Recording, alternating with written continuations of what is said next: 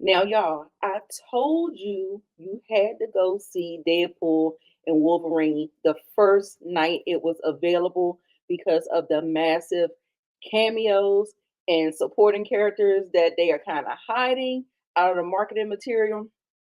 You really have to. You really have to. You have to go see this. This is your non spoiler review, and we're going to get to it in just a moment.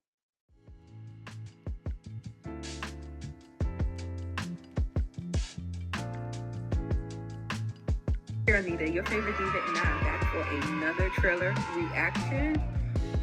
Go ahead and like, comment, subscribe. Let the diva know you stopped by. Make sure you subscribe if you like the vibe. If this is your first time here, welcome and welcome back, Diva Squad. You know what we do. We're getting ready to get into this trailer. So I give it 3 out of 5 stars.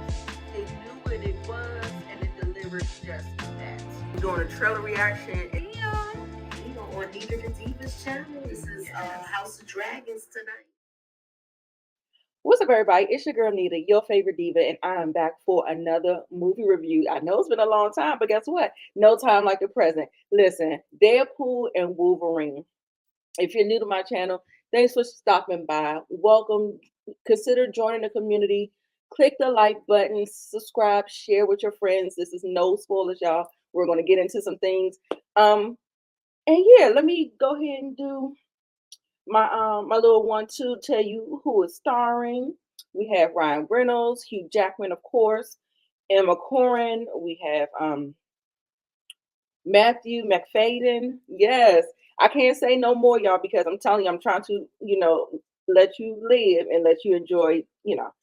However, if you're on the internet, I don't know how you're doing it. So kudos to you. But it's so many other people, but these are the people that we saw in the marketing material. So that's all I'm going to say. The movie was directed by Shawn Levy. So, y'all, let me tell you a little bit about Shawn Levy. So, Shawn Levy is an interesting director, and he has a lot underneath his belt. He did all of the nights at the museum.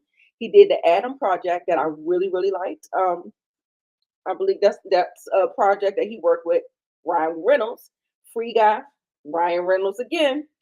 He did Arrival. Well, he was a producer on Arrival and stuff like that. So yeah, so he has a nice little resume. Okay, cheaper by the dozen. Yeah. So to me, now while the night at the museum was kind of action based, it was.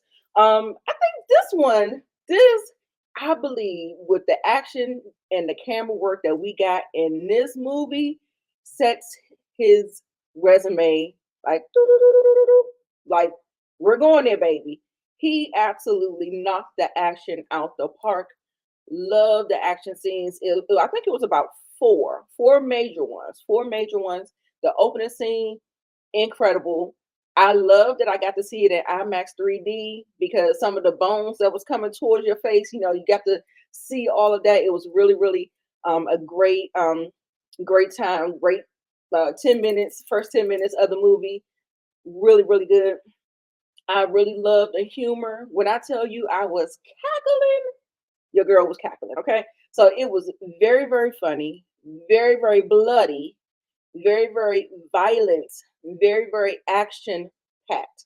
Now they had the lows and stuff. It got a little slow in some moments, got to breathe and other things, but I definitely love the action. I think, some people say that they think it's the best of his trilogy. And to that, I will say it depends on what you want.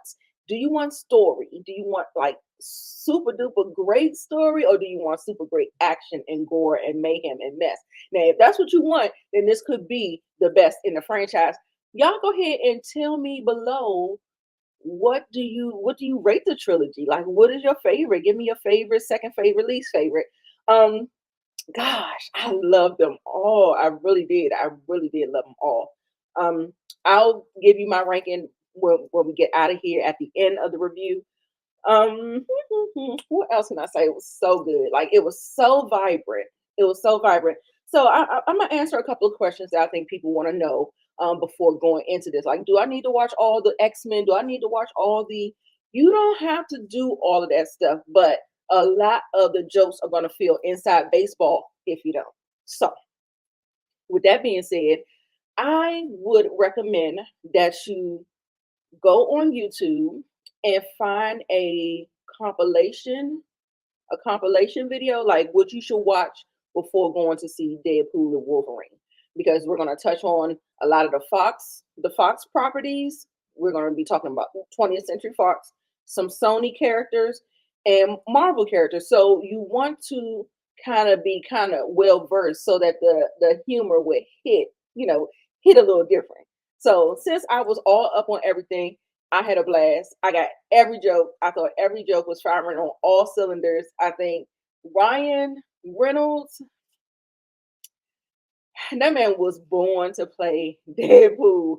And Hugh Jackman, he was born to play Wolverine. So the team up, unbelievable. The only thing that I really can, kind of have like a little gripe with the whole concept of Deadpool and Wolverine, like all these darn fighting scenes, and we know neither one of these clowns can go nowhere. Can't nothing happen to them, sans Logan. We're not talking about Logan. But in this movie, ain't nothing happening to him. So it's kind of like, it's action for action's sake, but it's not like meaningful or something that's gonna really equate to anything. So that's what I say. When you talk about story, when you talk about meaningful things like that, it's one of those things like, oh, why are we here again? Why are we here? We're here for the comedy. We're here for the action. We're here for the blood and the gore. And come on, and we're here for the cameos. So yes, don't let people spoil you. Don't let people spoil you. But anyway, what was my favorite action scene? My favorite, I think the van. I think the van scene was my favorite. Also, too, I want y'all to know that you have to be up on Loki. Movies aside, you got to be up on Loki. So, I would do a little. I wouldn't do. I wouldn't have to. I wouldn't recommend that you have to do season one, but you got to get like an overall understanding of what was going on in season two.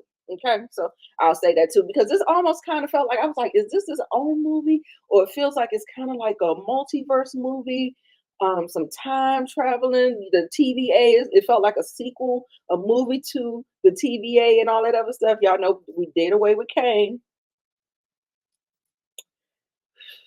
That was a fall from grace, wasn't it? Anyway, um, so what else? The music, you'll have a good time with the music. It was the score was good and the soundtrack was good. The soundtrack was a little bombastic. It was very, very, very much like the needle drops were on the nose, and it was a lot. Very loud. Mind you, I'm in an IMAX theater, so that part.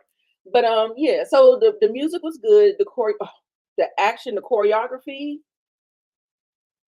Hey, when I tell you when they was fighting, loved that. I even enjoyed the villain. The villain, her name is she's actually Cassandra Nova. She's actually Professor X twin sister. Her consciousness, he tried to in utero. Her consciousness went out of utero and landed in some kind of body or something. You know what the X-Men can give with the telepathy. Y'all know what I'm saying? It's given that. She was powerful, y'all. When I tell you she was powerful, I was like, oh. And then again, here we go again. Why are we here? If you could do this to people, why are we here? What are we doing here? So no, it's one of those things. It's like logic, but we're here to watch a graphic novel, a comic book movie. This was a comic book movie brought to life. Enjoyed every minute of it. I had a smile on my face, like Ryan Reynolds. I know he has to. Let me see if he's credited as a writer. Yes, because when I tell you, when Ryan Reynolds, when he delivers his lines, these jokes and stuff like that, I said, this is Ryan Reynolds writing this stuff. He is writing this stuff. So I know that they have, of course, it's probably based on a comic book. They got Rhett Reese, Paul Wernick. I think there's two other credited writers. Shawn Levy is probably on there as well. But it was really, really good. And like I said, I live for Deadpool's banter, his quips, his jokes, and he was firing on all cylinders. I did like the kind of buddy, not buddy cop, but the buddy pairing between the two. You know, Wolverine, he's not for all that, and Deadpool, he is with the shits. Okay, so the pairing was really, really good. I love the Wolverine was like, "Have you been tested for ADHD?" I was like, "I know." He is a lot. He is absolutely a lot. It was so many jokes. Oh my god, it was so many jokes. It was hilarious. But I definitely recommend it. And like I said, you know, when you start thinking about the story, it kind of falls apart just a little bit. But at the end of the day, I still think it was a great entry into the franchise. And let me go ahead and rank it. I'm going to give it a 4 for entertainment value only. Not only entertainment, and you know, we came great choreography, great action scenes, great CGI, great special effects, just great, you know, great. I give it a 4 out of 5 stars. Now, I already gave you my negatives. Let me go ahead and rank it. So for me, my ranking would be, y'all, 1, 2, or 3. 1 is superior for me because of the story. 2, same thing. And 3, but it feels like I just want to put them all in number 1. I like them all for different reasons, and I feel like they're all superior, and I feel like they just have not phoned in a Deadpool story at all. Like, his trilogy is strong. I loved it. Um, yeah, yes, I can't even rank them, y'all. But I love the story. I love the humor and the story that was in part 2, and then also too because he had the X Force. In part 3, it had its moments, and I think it had more lower moments than higher moments. But like I said, it was like an ebb and flow. But I still think, I don't know, y'all. I'm sorry, y'all. Tell me what you think in the comments down below. What do you rank them? It's Deadpool 1 for me, Deadpool 2, and then it's Deadpool 3. But y'all let me know down in the comments what you think about it. And y'all, kudos and congratulations for a R-rated comic book movie making over $200 million this weekend, this opening weekend, and 438 worldwide. So kudos to y'all. Okay, so yes, does it put the MCU back on track? I don't think so. I think people are still going to be very guarded. People are going to be waiting for some consistency. Did y'all watch what was going on in San Diego Comic-Con? There were a lot of things.